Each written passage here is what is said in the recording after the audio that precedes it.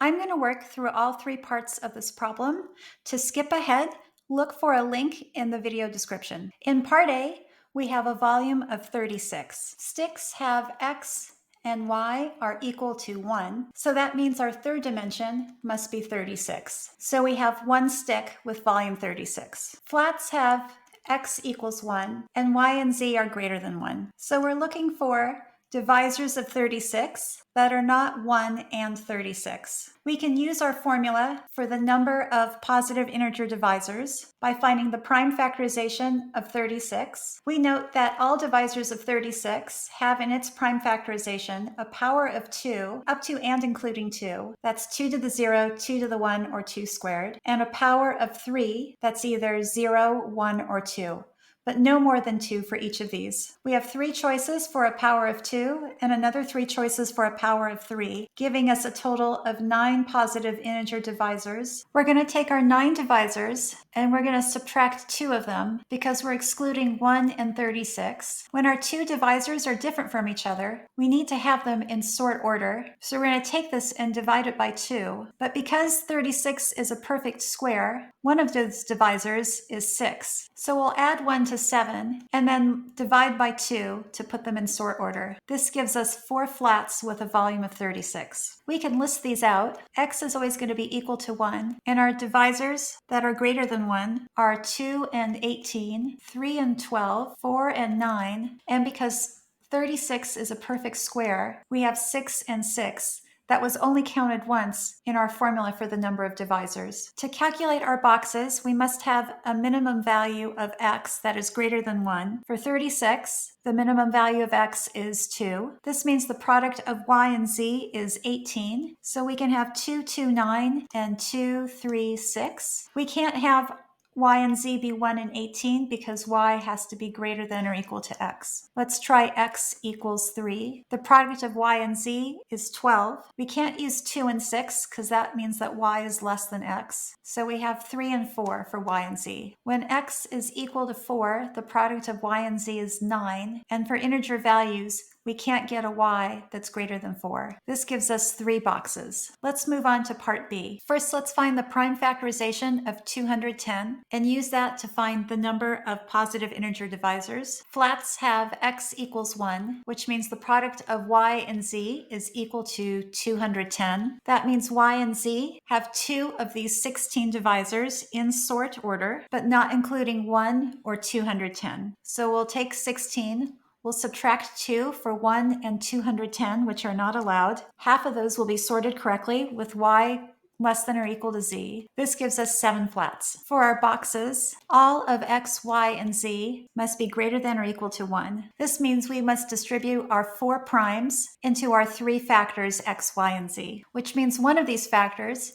is going to be the product of 2 primes. We choose 2 out of the 4 primes to be assigned to one of our factors. 4 choose 2 is 6. The other 2 remaining primes are assigned to the other 2 factors. We sort them, and that's our x, y, and z. We can also list these out manually. One product pair can be 2 times 3, which leaves 5 and 7 for our other 2 factors, generating 5, 6, and 7. Another product pair could be 2 times 5 or 10, leaving 3 and 7. 2 and 7 make 14, leaving 3 and 5. 3 times 5 is 15, leaving 2 and 7. 3 times 7 is 21, leaving 2 and 5. And then finally 5 times 7 is 35. And these are our 6 boxes. Let's go to part C. Let's let C sub n be the total number of containers with a volume equal to n. F will be the number of flats. S is the number of sticks. S sub n is equal to 1 for all n. And B is equal to the number of blocks. Containers consist entirely of blocks, flats, and sticks. Let's solve for the number of boxes. To calculate the number of containers, we're going to do casework on the number of unique values for x, y, and z, because the counting is going to be different when we put our x, y, and z in sort order. It's going to depend on the number of unique values. We'll let dn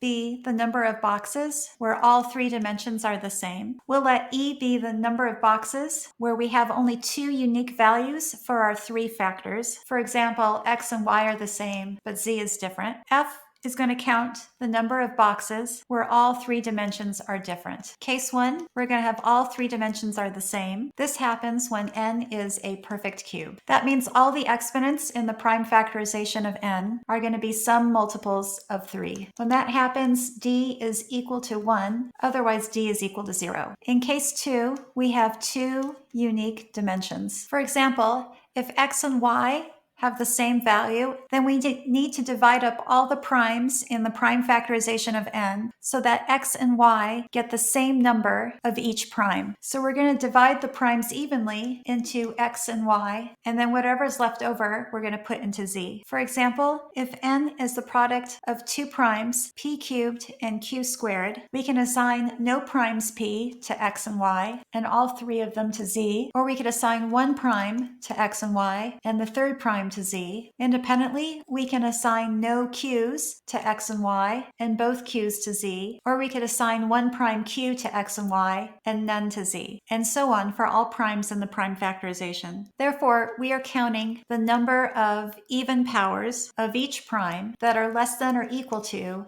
the exponent of that prime in its prime factorization. This number depends on the parity of the exponent, which suggests that our formula will include the floor function. For example, if our exponent is an even number, to divide that among our 2 factors, we can take our exponent divided by 2. We add 1 to that because our exponent for the 2 factors that are the same can be equal to 0. If our exponent is even, we could write it as 2 times k, where k is an integer, using the floor function, and then adding 1 for e to the 0 power, we get the result that we want. When our exponent is odd, we have e is equal to 1 more than a multiple of 2. Applying the same formula, we'll take 2k plus 1 over 2, take the floor of that, and add 1. The fraction inside the floor function simplifies to k plus a half. Since k is an integer, the floor of this expression is just k, which is also the expression that we want when e is odd. So for any exponent, we divide by 2, take the floor, and plus 1. All the primes operate independently of each other, so we can take the product of this over all primes for 1 to k. As the formula stands here, it doesn't have any restrictions on what our 3rd factor is, the one that is supposedly different from the first 2 that are the same. So right now, this counts the number of containers that have either 1 or 2 unique values. Let's move on to the 3rd case, where all 3 dimensions of our container are different. First, we're going to count C of n, the total number of containers.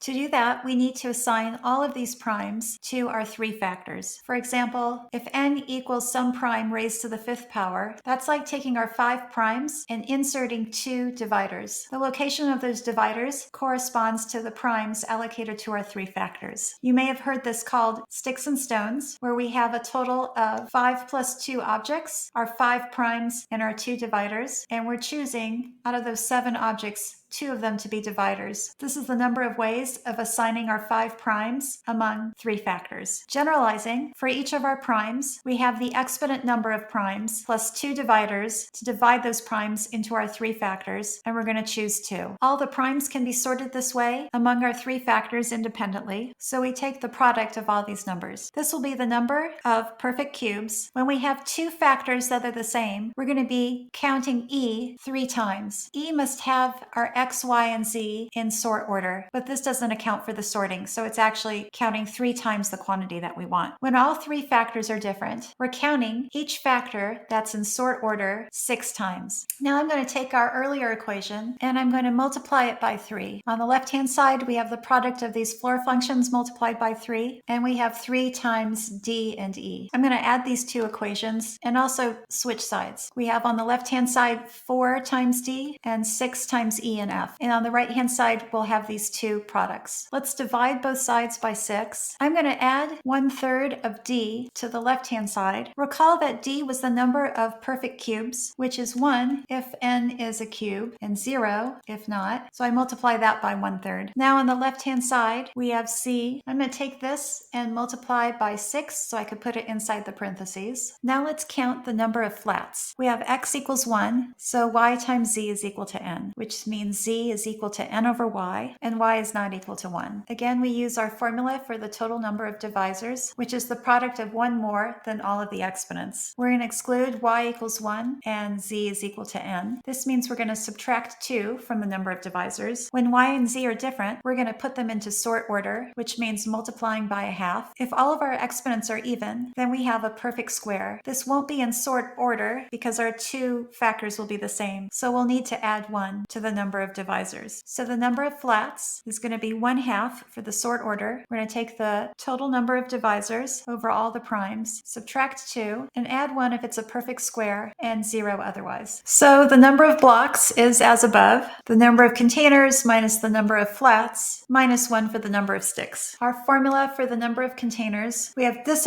expression for C, this expression for F, and then we subtract 1. That's our formula for the number of blocks. Let's apply this for n equals 8 factorial. We'll find the prime factorization, and we'll find the number of boxes with volume 8 factorial. We'll start with Cn by taking 1/6 and then 3 times the product of the floor of each of the exponents divided by 2. The floor of 7/2 is 3 plus 1 is 4. Floor of 2/2 is 1, so that gives us 2. The floor of a half is 0, so that gives us a 1. And this also gives us a 1. Now we're going to add 2 to each of our exponents and choose 2 and find the product of all of these. So this is 9 choose 2, 4 choose 2, and 3 choose 2, and 3 choose 2. 8 factorial is not a perfect cube, so we can ignore this. Now we're going to subtract 1/2 of the product of 1 more than all the exponents. So that's 8, 3, 2, and 2. We're going to subtract 2. 8 factorial is not a perfect square. And then finally we'll subtract 1. Here we have 4. These first two terms are 328, and we subtract 48, and we have 280 boxes. If you'd like me to solve any other contest problems, please leave them in the comments.